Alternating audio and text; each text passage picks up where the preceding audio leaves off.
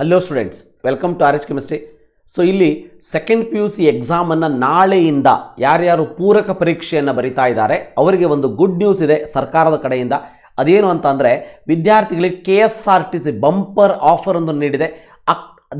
August 19ರಿಂದ ಅಂದರೆ ನಾಳೆಯಿಂದ ನಡೀತಾ ಇರುವಂತಹ ಸೆಕೆಂಡ್ PUC ಎಕ್ಸಾಮಿಗೆ ಸೆಪ್ಟೆಂಬರ್ 3ರವರೆಗೆ ಯಾರ್ಯಾರು ನಿಮ್ಮ ಎಕ್ಸಾಮಿಗೆ ತೆರಳುತ್ತೀರಿ, ಸೊ ಪರೀಕ್ಷೆಗೆ ತೆರಳುವ ವಿದ್ಯಾರ್ಥಿಗಳಿಗೆ ಉಚಿತವಾಗಿ KSRTC ಬಸ್ಗಳಲ್ಲಿ ಸಂಚರಿಸಲು ಅವಕಾಶ ನೀಡಲಾಗಿದೆ.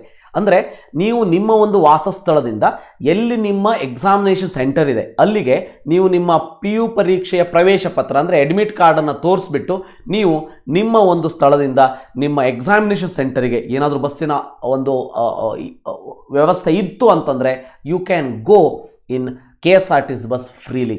ಸೊ ಇದು ನಿಮ್ಮ ಪ್ರವೇಶ ಪತ್ರವನ್ನು ತೋರಿಸಿ ನೀವು ಹೋಗಬೇಕಾಗ್ತದೆ. ಈ ಬಗ್ಗೆ ಕರ್ನಾಟಕ ರಾಜ್ಯ ರಸ್ತೆ ಸಾರಿಗೆ ನಿಗಮ ಪ್ರಕಟಣೆಯನ್ನು ಹೊರಡಿಸಿದೆ. ಸೊ ಗೊತ್ತಿರಲಿ, ಇದು ಒಂದು ಒಳ್ಳೆಯ ನ್ಯೂಸ್, ಒಳ್ಳೆಯ ಒಂದು ಸಪೋರ್ಟ್ ಫ್ರಮ್ ದ KSRTC.